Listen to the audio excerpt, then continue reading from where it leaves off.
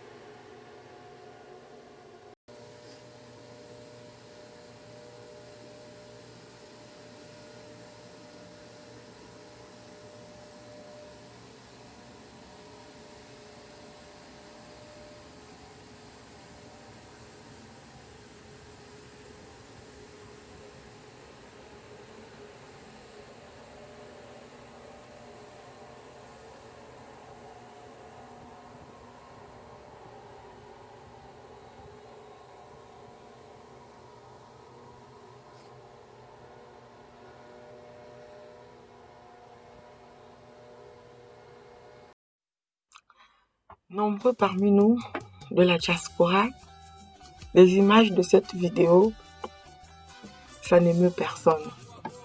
C'est notre quotidien. Des fois, on prend le téléphone, on appelle nos parents en Afrique. Allô, ah là là. Ici, on Poutou. Poutou, c'est comme ça qu'on appelle l'Occident en Congo. Ici, on Poutou. Ah, on lave les rues. Tu te rends compte? On lave les rues. Là, je suis à l'arrêt de bus. Il y a des gens qui sont en train de laver les vitres, de laver le sol et tout. Je suis fière de le dire. Je suis fière de le dire. Et on regarde comment un camion, il y a tout un service qui est là pour venir ramasser les feuilles qui tombent en automne. On aurait pu dire, l'automne, ça dure 3 mois, les feuilles vont tomber. Donc, ils peuvent quand même attendre que ça termine, ça fait un gros tas, et ils viennent prendre pour enlever. Non. Dès qu'ils vont tourner le dos, ça va encore retomber. Mais quand même, ils sont là.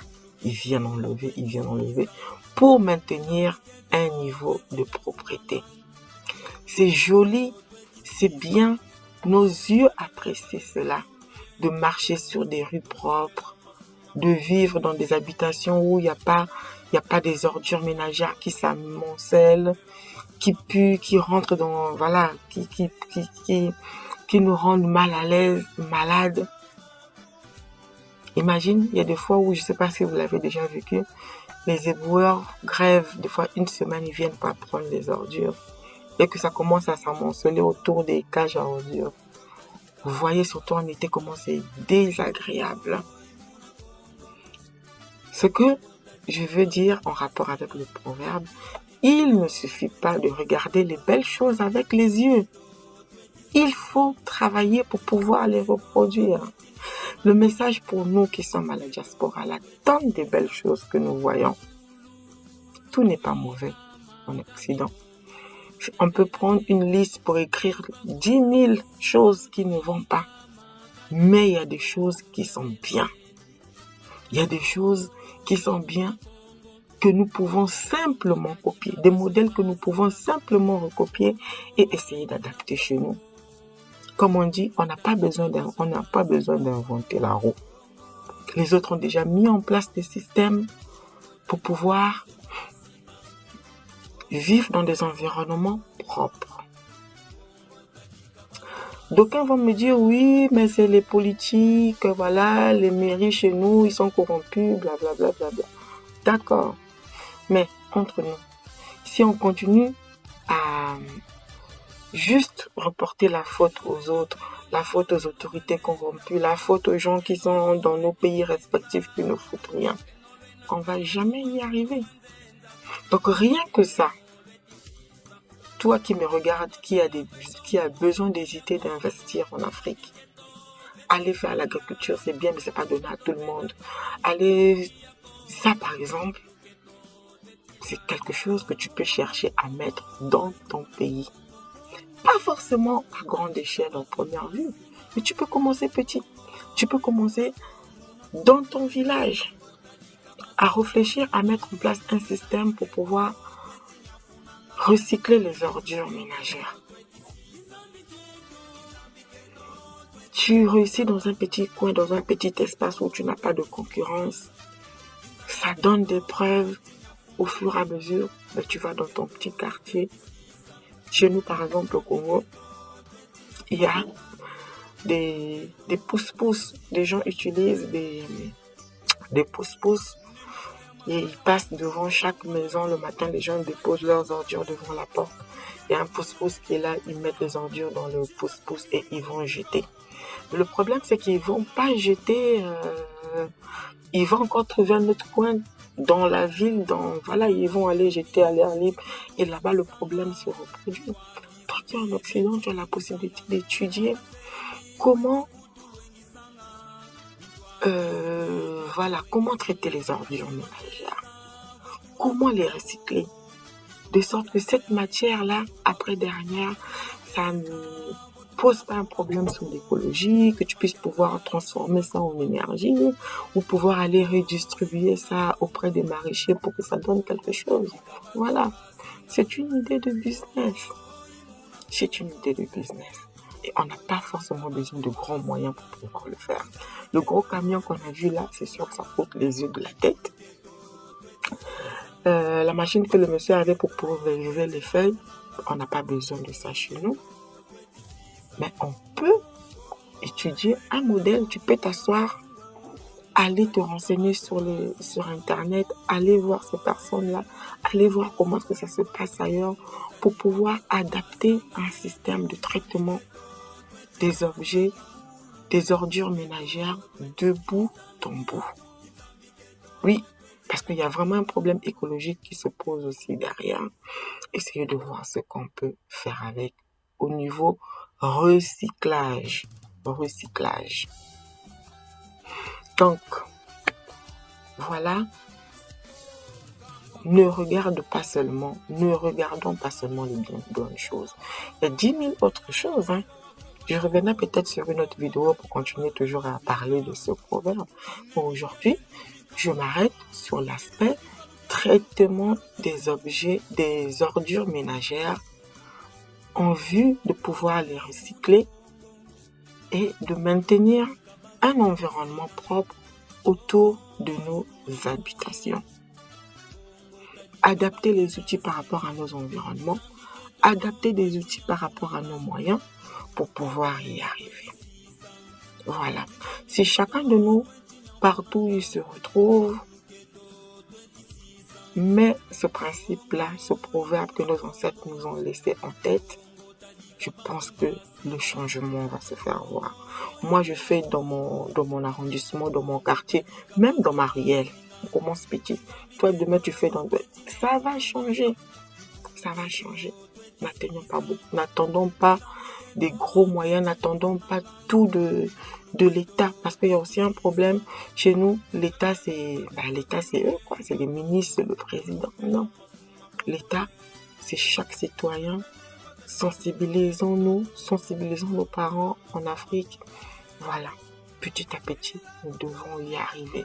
Ça aussi, ça doit être un des objectifs. Si toi qui me regardes, tu te dis, en 2021, qu'est-ce que je peux faire pour transformer Mama Africa, mon pays, les conditions de vie de mes concitoyens chez moi au Bled? Je vais investir dans la propriété. Voilà. Je viens de donner une idée, quitte à vous de développer dans les commentaires, d'aller chercher. Et si moi aussi demain je suis inspirée, que j'ai des choses, je reviendrai là-dessus. Tout le monde ne va pas aller sur le même couloir. Chacun doit trouver son couloir. Et Dieu seul sait, il y a 10 000 choses à faire en Afrique. Et le problème de la salubrité est un problème très, très, très, très critique parce que ça nous rend malades. Sur le plan écologique, sur tous les domaines, c'est vraiment, il faut que les gens se lèvent pour pouvoir attaquer ce problème de plein fouet. Je m'arrête là pour aujourd'hui. J'espère que vous avez aimé. Je reviendrai peut-être après pour continuer à développer ce projet parce qu'il est tellement vaste, mais pour l'instant, je m'arrête là. N'hésitez pas à enrichir dans les commentaires, à partager autour de vous. Si le petit message que j'ai partagé avec vous aujourd'hui vous plaît, n'hésitez pas à le partager autour de vous. Et surtout, ne pas se contenter de partager, mais de prendre la décision, surtout quand on est au début de l'année, d'investir dans ce secteur qui est porteur. Je vous dis au revoir, Matondo, à la prochaine.